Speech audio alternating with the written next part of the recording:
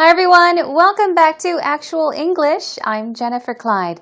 It's time for lesson 349 and today's topic is, of course, we're talking about Christmas. So Christmas season 4. Let's talk about Santa Claus. Santa Claus is coming would be our subtitle for this lesson. So up until what age did you believe that Santa Claus existed? That it was Santa Claus that brought us all the gifts on Christmas Day if we were a good boy or a good girl. And if we misbehaved, if we were bad girls and bad boys, we wouldn't get a gift from Santa Claus.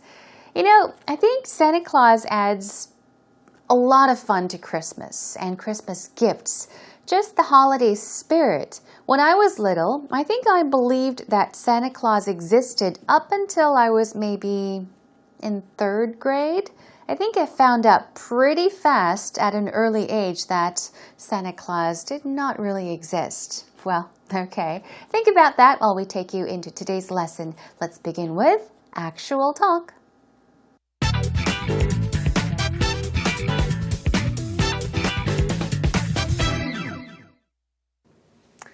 Kelly, when I think of Christmas, Santa Claus comes to mind. I mean, it's the magic of Santa Claus and for children believing in that and the joy and excitement it brings. Me too. What do you think? Yeah. Of course. Santa Claus and Christmas are synonymous. I mean, well, one, it's historical, I believe, and it's just fun. I mean, I'm kind of a big kid, I guess. Yeah. Hey, I still believe in Santa Claus. I mean, I remember the day that I stopped believing in Santa Claus, and that was devastating, but I think everybody has a memory like that. Yeah, it does. It changes you, doesn't it? When you, kind of. Yeah. I mean, when I believed, I remember not being able to sleep the night before. Yeah. Leaving out, carrots and a pint of Guinness and some food for Santa and the reindeers. Wait, yes. Hold up. You leave beer for Santa Claus? Yeah. Santa likes drinking in Ireland. Particularly Guinness. That's not like Canada. Or is that my father? I wonder. Well, that's definitely different from Canada. We leave milk and cookies. Oh, right. Okay. Yeah, beer, no, that would have been a bit sacrilegious, really? I think. Santa likes to get drunk in Ireland. That's funny. But yeah, when you find out it's not true, you lose sort of the magic and the joy, and it's something different, isn't there? It's definitely a change. I can imagine a little kid coming home saying, "Mommy, so-and-so said there's no Santa Claus." And as a mother thinking, how do I answer this? Yeah. You want them to stay young forever, and yet people have to grow up and learn that, fairy tales are fairy tales. But absolutely. It's a magical element of the holiday, and I think you can kind of incorporate it as part of the Christmas spirit. It doesn't have to be a real thing. Writing letters to Santa. I still did that up to grade 9, I think. But either way, I think I'd like to keep it as a nice thing. Just in sentiment. Yeah. Pure. Today we had Kelly and Gareth helping us out, and they were each talking about Christmas and, of course, Santa Claus. It's quite different. From where Gareth is from, they leave beer for Santa Claus, believe it or not. But I'm sure it's the adult that actually leave beer outside for somebody, I guess. I don't know. It's different in Canada for sure, and in America. I don't think people leave anything for Santa Claus in Korea, but the whole point is that children often believe that Santa Claus exists up until a certain age, right? So let's talk about that today, okay? Here we go. Gareth says, Kelly, when I think of Christmas, Santa Claus comes to mind, okay? So when I think of something or somebody comes to mind. Okay, we've gone over this many times, so by now you probably understand what Gareth means by saying this first sentence. What is he saying? When it's Christmas, when Christmas is around the corner, when I think of Christmas, Santa Claus comes to mind. I think of Santa Claus. Okay, so he's basically saying that he could connect Santa Claus and Christmas.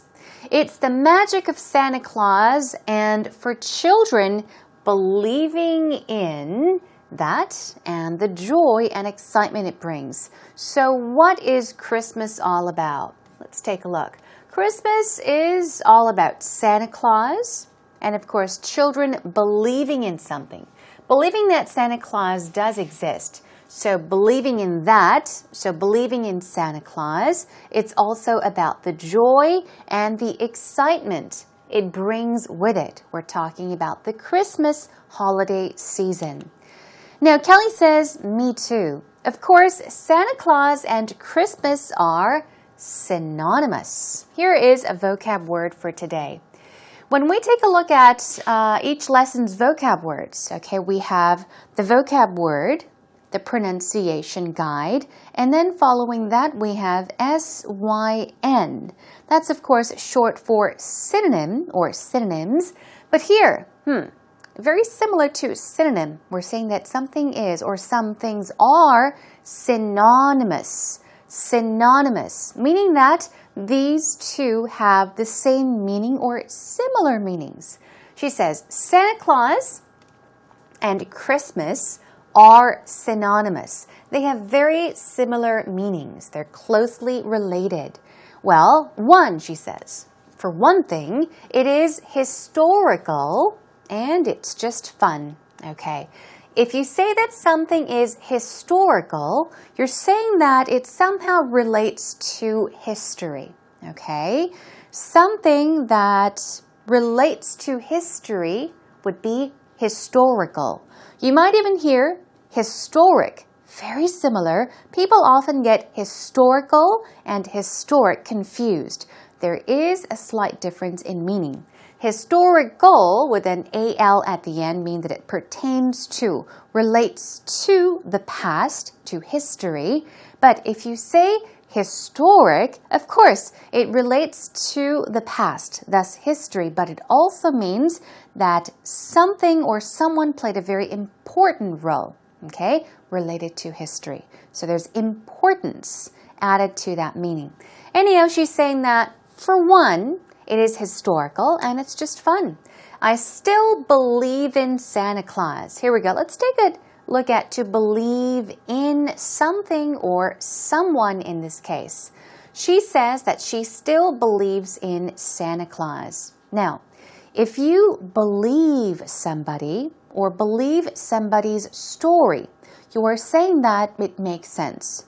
You think that this person is not lying, okay? You think that he or she is telling you the truth. So you would say, okay, I believe you. I don't think you're lying. I believe you, okay? But if you say that you believe in something or somebody, it's more than just trusting that it's true or false, okay? So here, if you say you believe in Santa Claus, you are saying that you believe that Santa Claus exists. You believe in that being.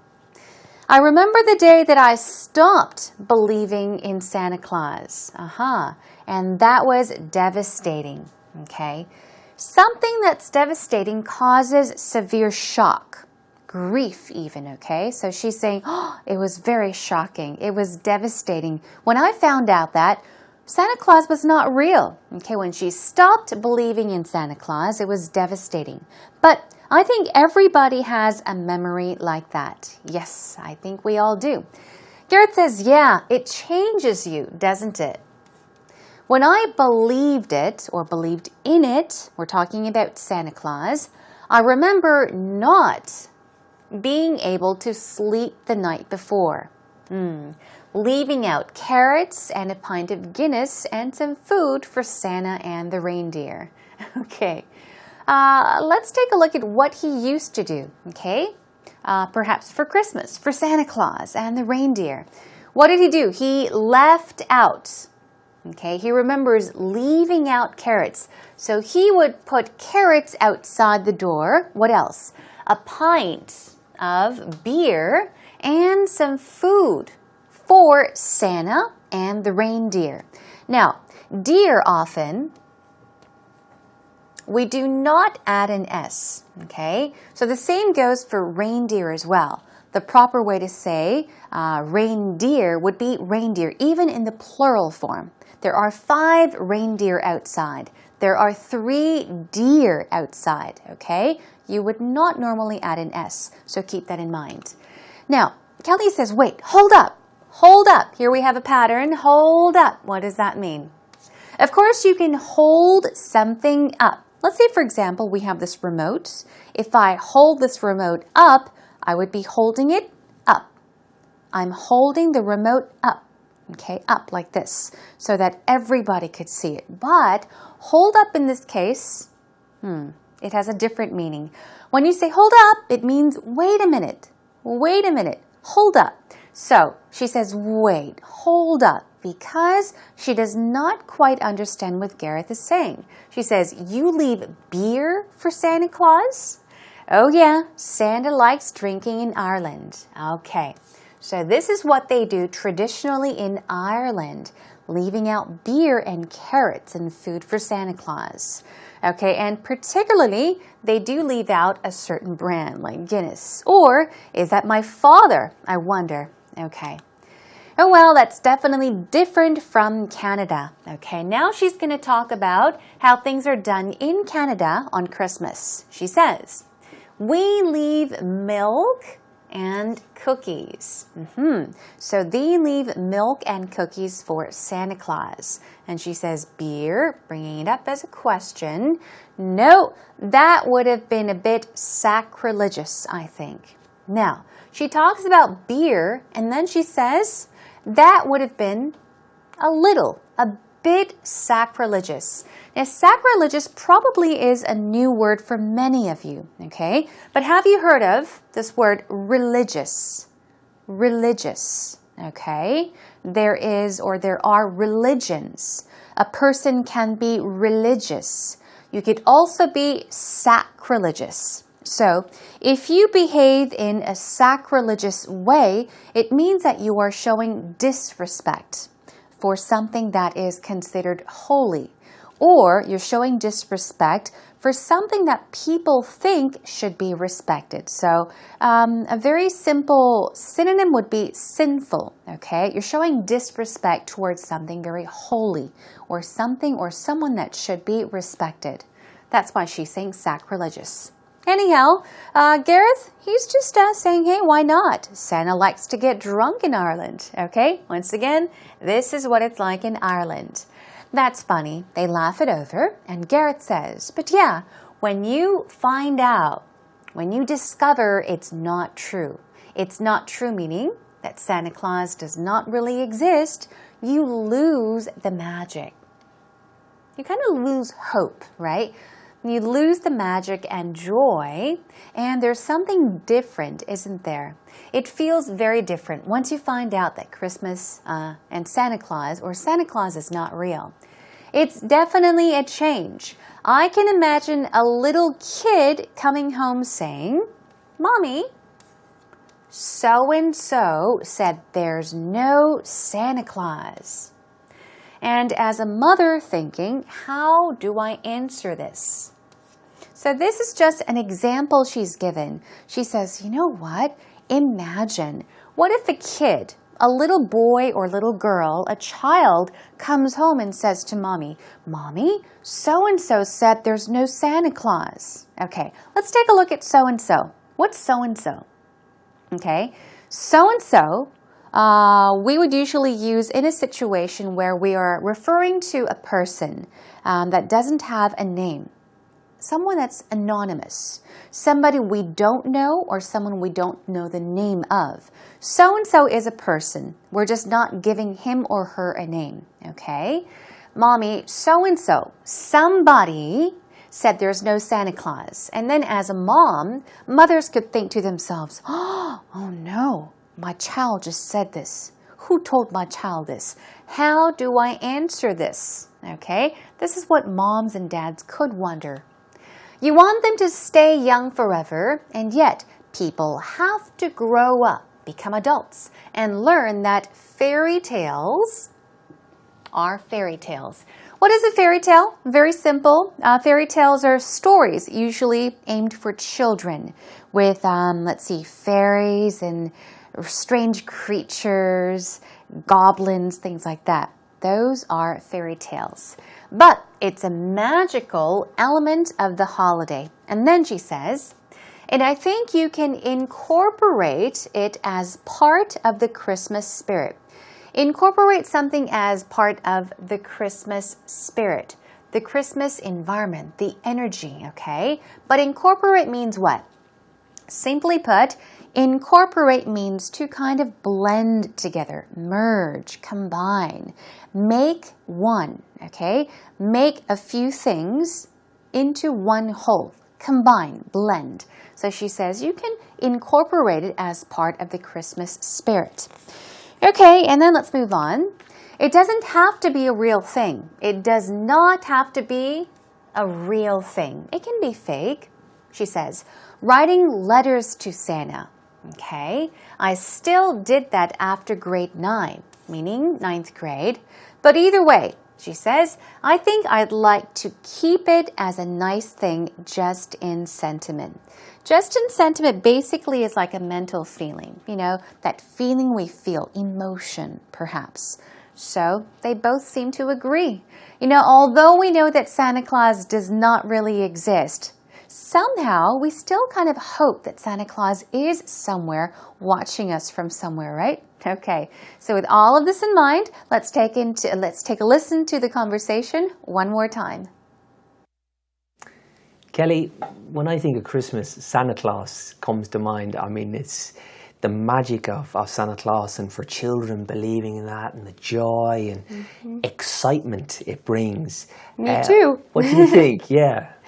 Of course, Santa Claus and Christmas are synonymous. I mean, well, one, it's historical, I believe, and it's just fun. I mean, I'm kind of a big kid, I guess. Yeah. Hey, I still believe in Santa Claus. I mean, I remember the day that I stopped believing in Santa Claus, and that was devastating, but I think everybody has a memory like that. Yeah. It does. It changes you, doesn't it? When you, kind of. Yeah. I mean, when I believed it, I remember not being able to sleep the night before. Yeah. Leaving out, you know, carrots and a pint of Guinness and some food for Santa and the reindeers. Wait. Yes. Hold up. You leave beer for Santa Claus? Yeah. Santa Okay. likes drinking in Ireland, particularly Guinness. That's not like Canada. Or is that my father? I wonder. Well, that's definitely different from Canada. We leave milk and cookies. Oh, right. Okay. Yeah, beer, no, that would have been a bit sacrilegious, Really? I think. Santa likes to get drunk in Ireland. That's funny. But yeah, when you find out it's not true, you lose sort of the magic and the joy, and it's something different, isn't there? It's definitely a change. I can imagine a little kid coming home saying, Mommy, so-and-so said there's no Santa Claus. And as a mother thinking, how do I answer this? Yeah. You know, you want them to stay young forever, and yet people have to grow up and learn that, you know, fairy tales are fairy tales. But absolutely. It's a magical element of the holiday, and I think you can kind of incorporate it as part of the Christmas spirit. It doesn't have to be a real thing. Writing letters to Santa. I still did that up to grade 9, I think. But either way, I think I'd like to keep it as a nice thing, just in sentiment. Yeah. Pure. Welcome back, everyone. It's now time for actual expressions. Let's take a look at the vocab words and the patterns we found in today's actual talk. First of all, we've got the word synonymous. Synonymous. Here we go. Stress goes right there on the second syllable. Think of synonym if you can't remember the meaning of this word. Synonymous means that it is of similar meaning. Something that has the same or similar meaning would be described as synonymous. So compatible, identical, yes? Interchangeable, equivalent, which means the same as. So synonymous. Let's pronounce this word 2 times together. Stress goes right there. Synonymous. Synonymous. Okay? We were talking about how Christmas and Santa Claus are synonymous. Okay? They're somehow interchangeable, compatible, similar, okay, in meaning. What about historical? Here we go. Stress goes right there. Historical, historical. Now, historical. Historic plus an AL means that it relates to history or it's somehow inspired by history. So these are some synonyms.